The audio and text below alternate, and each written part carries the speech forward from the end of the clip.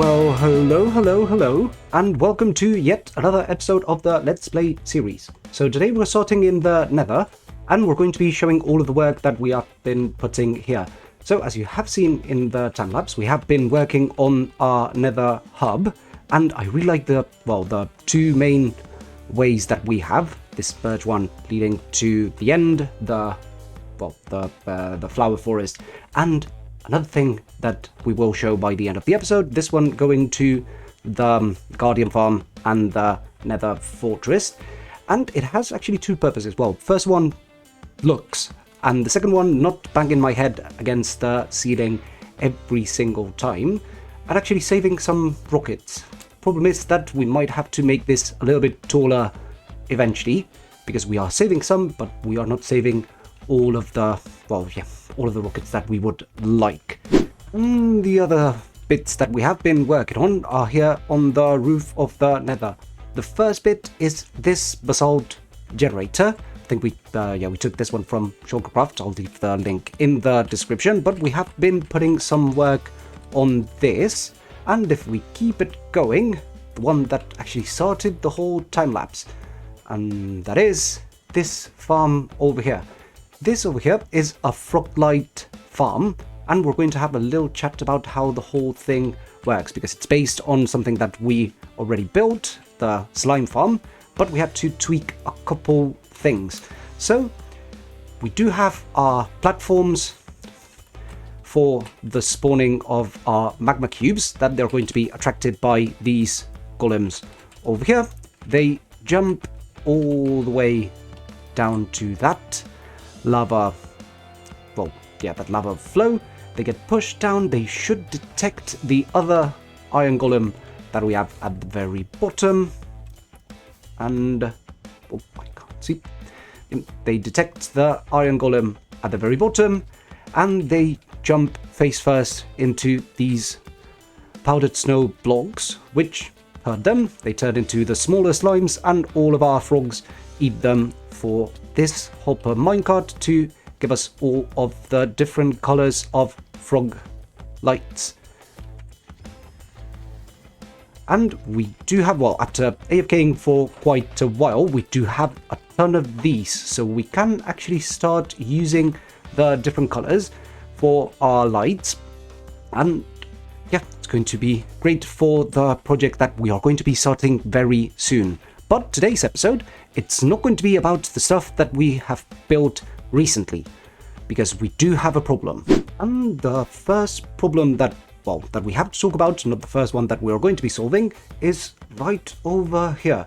Because after, the raid episode and the rerun, I noticed that there is actually the only way of getting inside of the cave is through this hole over here. And we risk that. I've actually come close to dying a couple times just because of the landing. So we're going to actually make the big entrance into this place, and we're going to use this natural structure that we have, because if we go diagonally through this, we should be able to find the tower in our underground village. And the other problem that we have is actually instead underground village.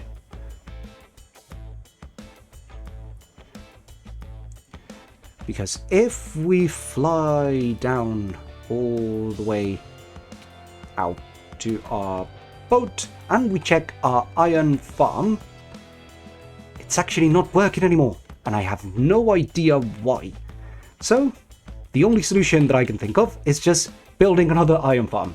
So we're going to be designing the iron farm, building the iron farm, and checking how well it could work. And after that, we will be working on the connection between the new base and the old one. So I wanted to build the iron farm somewhere that was close to the rest of the base, and I was actually eyeing this sort of hill over here, because we're going to need to, make 100% sure that we spawn-proof some space. I think it's going to fit in nicely in this mountain right next to the boom house, and right next to the, all of the paths that we are going to be making, connecting all of this area to the other side. But before we start, let's talk a little bit about, spawn theory. Good morning, afternoon, evening, night, and everything in between. My name is Bracky, and welcome to my TED Talk. Today we're going to be talking about how to make good iron farms. So we're going to begin with the stuff that we are going to need. We're going to need some villagers, we're going to need something to scare said villagers, we're going to need somewhere for the golems that will be generated after the villagers are scared to spawn, we'll need something to kill the golems spawned after the scaring of the villagers we got, and finally we'll need something to collect the stuff we got from the golems spawned after the scaring of the villagers we got. So, villagers. Villagers are going to need to be in groups of 3 to be able to generate a golem, and they will find villagers within 10 blocks to consider themselves a group, and on the other hand, they'll also need to sleep once every 20 minutes, meaning we'll need to find a way to give them a break every once in a while. Scared villagers, they are going to spawn a golem within 8 blocks horizontally and 6 blocks vertically. So to make sure they don't make too many, they are going to detect golems within 17 blocks, and if they find one, they are not going to spawn another one, so we're going to have to be careful about that. On the other hand, we can scare the villagers with different things. We already used a zombie, our very own Bernard, but we do have something better, that is our Jonathan. So zombies are going to scare villagers within an 8-block radius, but pillagers are going to be able to do it within 15 blocks, making them perfect for the farm that we have planned. So, here's the plan. We're going to get 2 different pots with villagers and beds, similar to the ones that we have in the other iron farm that we already made. Then again, we'll have Jonathan in the middle, scaring both of them. It is very important that we have Jonathan in the middle and keep the 2 groups separated, so we can have them spawn golems independently. On the other hand, if we look at the side view, we're going to have a small platform for the golems to spawn and spawn-proof everything else to ensure they can get pushed to our collection system and killing system as fast as possible, so our villagers can spawn more golems. And to give the villagers that break that they're going to need, we're going to just have a hot clock above Jonathan and block the view, and boom, iron farm. So all of the information in here was taken from Logical Geek Boy's video in the description, and in here in the references, so make sure to give it a look for a closer look on all of these details. So thanks for attending my TED Talk, and let's get to building this thing.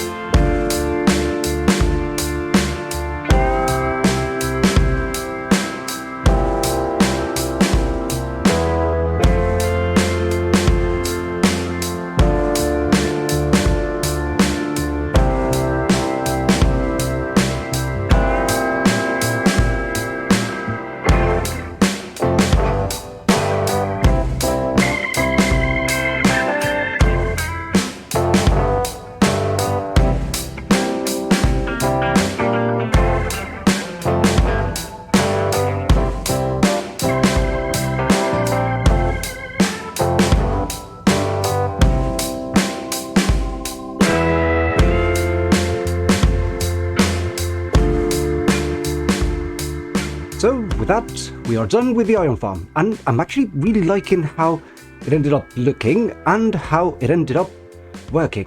Well, we still have to finish a couple things, but we're going to blend it with the big entrance and the paths connecting everything. But yeah, we have to be wary of all of that spawn proofing just to make sure. But we have been able to save a little bit of space and to make sure that the golems still spawn in there, fall through this hole over here, go, I think it's around 20 blocks ish away from the villagers to make sure that the villagers don't see us killing the golems all the time. And we have been AFK while I was editing the whole time lapse, and we do have some iron to show for. We still don't have enough to make a full beacon, but we will get there. Regarding the rates of this thing, we are making a golem around, I think it's 45 seconds-ish, depending on, well, the opening and closing of those pistons over there. But we are getting iron finally, and we're not going to be using, well, all the powered rails like the ones that we had to use for bringing Jonathan all the way to that spot over there. So now we can get around to this area over here, because we are going to be using, well, a ton of stone to sort of wrap this up, to cover all of the holes over there, and most importantly, moving the beacon. And that is going to be a pain, but let's jump into another time lapse, this time focusing only on decorating stuff. So half of the time lapse broke down, but look at that rock. Isn't it cute? Just about get it on top of the lamppost. But yeah, going back into what we have been doing. So we made a massive hole on the side of the mountain, and I'm very happy with, well, at least the bottom part of this and that over there. That it was a freaking nightmare to do, because the plan was to have it, well, at that height over there, and then keep it going forward all the way to the big hole. Problem was that, and actually I can show you because we still have that problem more or less. So problem is, if we try to fly away, we are still banging our heads on the roof, something that, well, we would like it not to happen if possible. But in the end, I think it's going to be a matter of, well, what's reasonable, and I don't think making this taller is going to be reasonable. So this is going to be the design that we go with for the first half. We have to decorate the whole thing still, and then we're going to have some sort of walkway going around and meeting in here where we can put a small platform. So we are going to jump into the decorations, at least for this interior. And I actually still don't know exactly what I'm going to do, so bear with me.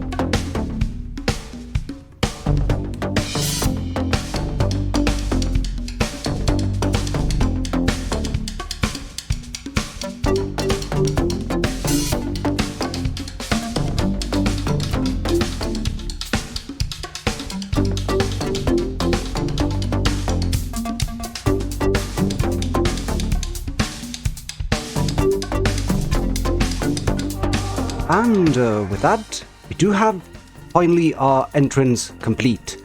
Now we don't have to go through the weird hole at the top of the mountain, and we do have safe passage, well, to actually go walking. There's actually one bit that I'm not sure how we are going to solve, and it's this drop from here, because I'm not entirely sure if we should go around the hole to end up somewhere over there, or just go in a straight line down here and end up at the bottom. But leave your thoughts in the comments about what would look better and what would be reasonable. But at the same time, well, we had the problem with the ceiling, and let's see if we have been able to fix it. Yes, we have. Now we have a clean flight every time out of our base, and we only need one rocket to make it to the other end. And the other thing that we have worked on is starting to connect everything on this side of the river. We have connected the mountain base, we have connected the iron farm that we still have to finish, that small path, and made the path all the way to the boom house. And I am not entirely sure what I'm going to do, because on one hand I could make a bridge connecting it to the other shoulder of our Chad, or I could make a smaller bridge going to this small island and making it all the way to this area over here right next to the new house. But that is going to be something that we will work on eventually, because now that it's raining over here, we have to make a trip in the nether to show where we're going to start building from now on. And if we make it through this nether portal, this is going to be our new area for building. So that is actually going to be the last, well, one of the last tips that you have on what are we going to be building. I'll post a sort of summary on all the subtle clues just to see if you figure it out. But that is going to be all the time that we have for today. Leave a like if you enjoyed it, make sure to subscribe, and I'll catch you on the next one. See ya!